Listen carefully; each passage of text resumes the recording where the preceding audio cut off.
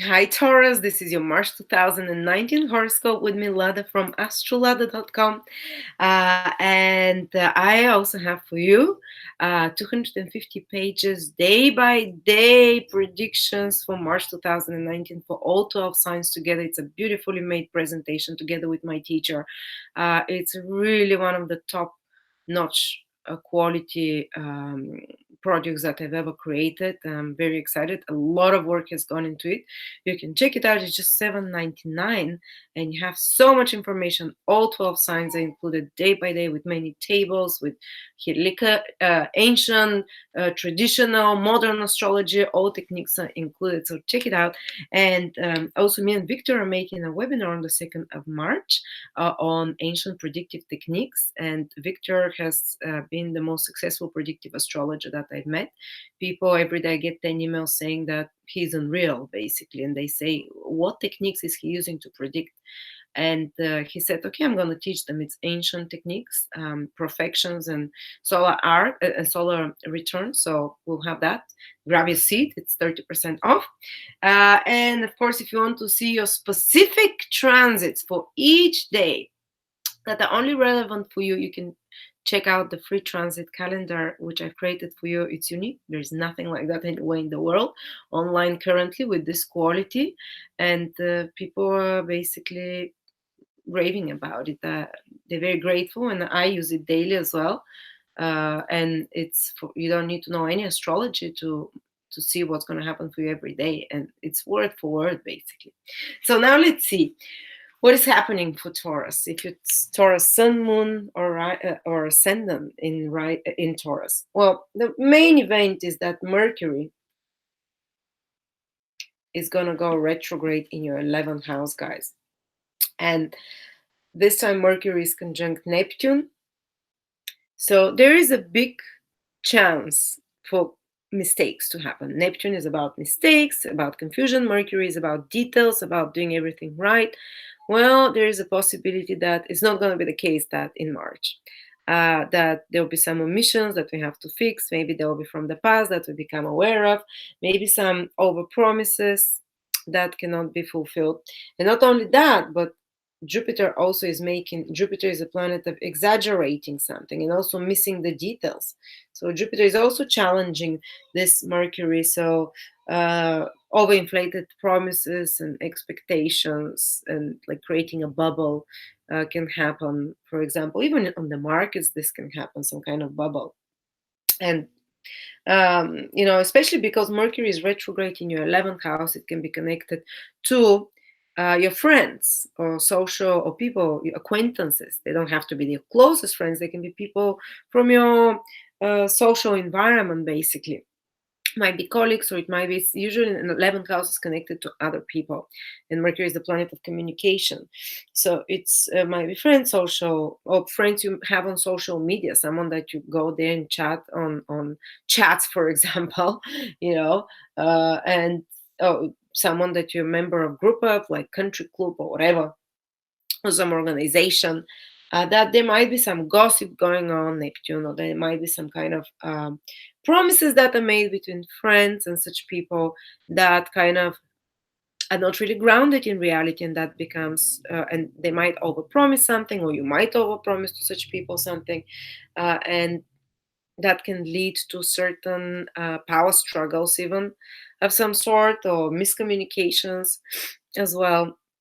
uh, or if you're planning some event that's connected to large groups of people, if you're going to be going to some event with large groups of people, whether it's a concert, whether it's a lecture, whether it's like some seminar or webinar online where you're joining in society with people, there might be confusion, like the wrong dates, wrong links, so be careful with that. And if you're the organizer of such, it even sucks more because you are more likely to kind of overrepresent something, or expect some things to be in one way, and then it's disappointing for those. But there is two helpful aspects to this Neptune. So what can help us avoid those mistakes? And also the 11th house is gains, guys. So you might have to revisit, just like you are revising some friendships currently in March, you might be revising some friendships. and friendship, especially which you realize were based on a bubble or on a lie or on something hidden. Issue with friends connected to something hidden, which is what Neptune is, and Jupiter in the eighth house, some secret maybe. But the 11th house is also gains and titles and honors. So there might be the need to, for example, revise how you go about achieving your goals, because you realize that something is unrealistic there, or it's not really and because you, or maybe you have like some goal appeared uh, earlier, which you kind of had really great expectations about, or that you kind of see it in an unrealistic way. You imagine that it's going to happen this way and that way, but it turns out it's not exactly. Uh, so, be careful with such things. It's a possibility. And eighth house is other people's funds, and Jupiter is sending square to Neptune. So if it comes to resources from others, there might be some losses or overspending, or someone might promise you certain resources that they can deliver for you because you have some goal, for example, to achieve something, and other people's investments or resources or funds. And it might be money from your parents or money from your partner, and you make some plans, some goals for your, and then it's kind of like, this kind of, it turns out that it's not the right resources. So maybe they said, oh, we'll bring the cups for the party, someone else's resources. It might be something silly like that, like we'll bring the cups and the ice, and they overpromise and they don't do. But it might be much more serious level. It might be like they say, okay, we've done this investment for this project that we're doing, 11th house, that will reach large groups of people, and 11th house is gains and your goals and dreams. So it's some kind of big event, for example, you're planning, that will have wide social outreach, or some goal that you're working. 11th house is business, to reach lots of people, marketing as well, any kind of business. So, and some kind of confusion might be between investments, or resources from others. So you're expecting that and they can't deliver that, or they promise it but it's something else. So there is a possibility for such things. When you're prepared, and I'll tell you what can help with such situations as well. And eighth house is taxes, inheritances, insurances. You have to be more careful with details regarding those matters, as well this month. Something might have to be fixed or edited. Also, if you're working on some project with large groups of people, it just certain things might not be exactly like you expect, so they need to be refined, fixed, edited. Or if you work on some goal concerning gains that will come, or profits of some sort, or some business goal, that's again the 11th house. Some miscommunications, there can be some confusion or some misrepresentation of thing, or some but again, don't worry, because there's some very good aspects. Mars is making sextile to Mercury, and so is Saturn. So we have one difficult aspect to Mercury too, with Neptune conjunct, that makes you kind of a bit more confused, and that allows for those mistakes to happen. But there are two very stabilizing aspects here, sextiles. So there is help, and there is a way out of a more, of a more fishy situation, because Mercury is in Pisces, that's why. So okay, and that's the sextile of Mars and Saturn. Mars is in your first house, so it's you'll take some actions, and you'll take them swiftly, and some initiatives which will quickly fix that. So even if there's some miscommunication with friends, or in regards to goals, or all those things we talked about, you do something that stabilizes it, and your kind of very quick intervention, this is Mars, and the ability to problem solve, this is so you're actually one of the saving graces. Plus Saturn, someone older, more experienced, can come in and help, or someone, ninth house is people that are more elevated than us, with people that are like our mentors, or who've gone before us somewhere, that are distinguished people of some sort, that can come, like who can, you can ask for advice and they can help you with this situation, or a mentor, advisor. This is the ninth house. Ninth house are people who have who are wise, let's say, and because it's Saturn, they have more experience as well, or they're older, and you can ask them what to do, and they can help solve the situation. Or even a father figure, or even your father actually can be someone who comes and helps with advice or with stabilizing influence of some sort, or even some foreigner that you can contact, and also there might be some trip for work that's happening, Saturn in the ninth house, some foreign import export, or a transaction, or some foreign interaction that is happening, that also stabilizes your goals of some sort, that helps with if you're working on some business project, or if you're working on some goal of yours that you have to fix, edit, you can rely on wisdom of more experienced people, mentors, as Enza said, like some courses or more qualified people as well, or some support from abroad can come, or maybe some trip, taking a trip abroad or to a different state can help you fulfill and fix, and some those 11th house goals if you're working on a friendship of some sort. Oh, on another level, much more simpler, Mercury retrograde in the 11th house in Pisces, reconnecting with old friends, and that might entail you taking some action, maybe going on a trip, or you taking some action, and it can even, reconnecting with an old friend can bring up old traumas, or old eighth houses traumas, or bring up old secrets of some sort. But because Jupiter is not a horrible, it's a quite gentle planet, even with the difficult aspect, it's not so stressful. Just be careful that there might be some expenses. Eighth houses, some, for example, your partner might have bigger expenses, business or personal partner, or you might have to spend a bit more on something, because eighth house is a financial house than normal. So be prepared for a bit more expenses with connected to something. All right, so let's see what else. Venus is going to be in your 10th house, Taurus, and Venus is very important where it goes. Wherever Venus goes, you go, because Venus rules you. So Venus in your 10th house in Aquarius, it's fantastic. Actually, most of the planets, guys, are above the horizon. Not most, all of the planets for you are above the horizon. Wow, everything is here. So you'll be very active this month, Tauruses, and you'll be very socially active. As I said, you'll be very visible. Your actions will have an impact and influence on others as well. But Venus, the planet that rules you in the 10th house, well, you're very visible as well. You can do some very good stuff this month.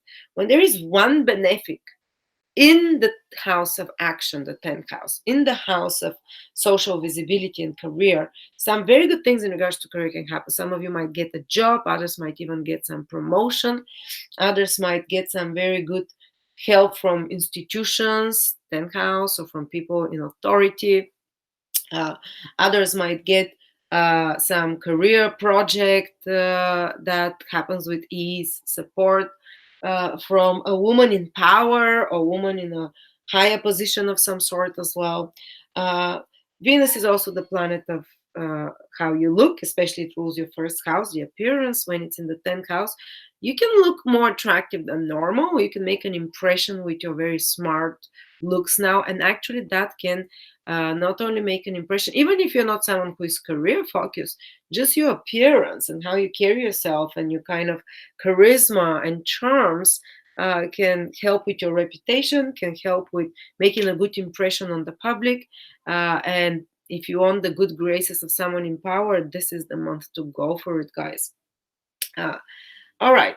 And Mars is in your first house, so you're very initiative as well, Taurus. You take on actions, even though you do it in a Taurian way, slower and without but without rushing too fast. But still, and Mars is doing a lot of great aspects, guys, to Saturn in your 9th house, to Pluto in your 9th house. So if you want to do some travels or some higher education now, because 9th house is that, take the action yourself. If you want to reach or contact a mentor or a teacher or someone that you admire, do it as well. It can be very productive. It might not be the most, fun, but Saturn is here, but it can be very productive and lead to very good results. Saturn and Pluto. So take initiatives if it comes to higher education, if it comes to travel, if it comes to studies, if it comes to getting in touch with inspirational figures, or to expanding your horizons in some way. It can be good for your career as well. um, and physically get active. First of all, by the way, Taurus, you might feel with Mars in your sign definitely more irritable. Uh, but that irritability is to awaken the fire in you to kick your lazy Taurus asses, as they say, because Taurus is very inert. The most inert sign. It's fixed Earth, so you need sometimes the fire of Mars, even though it can feel frustrating and irritating. This kind of stimulates you, Taurus, to do some changes, to initiate new beginnings of some sort, to get going. And it gets you active, to even physically active. It can get you, and you have a lot of support here that's coming in regards to your actions. It can come from your convictions. It can come from people that are mentors and advisors of some sort, or father figures as well. So, yep, there we go, Taurus. Hope that was helpful for you. And when it comes to love, people often ask me, what do you say about love? Well, this month Mars is opposing your seventh house. So you're the active, the initiating person. By the way, Mars rules your seventh house. So interesting, actually, because Mars rules your seventh house, comes into the first house. So actually, partners can approach you, but they make you move and they make you take action as well. You're very initiative yourself, but Mars, because Mars is in your first house, you become like Mars. But Mars naturally rules your seventh house, so you might be triggered into action because of another person.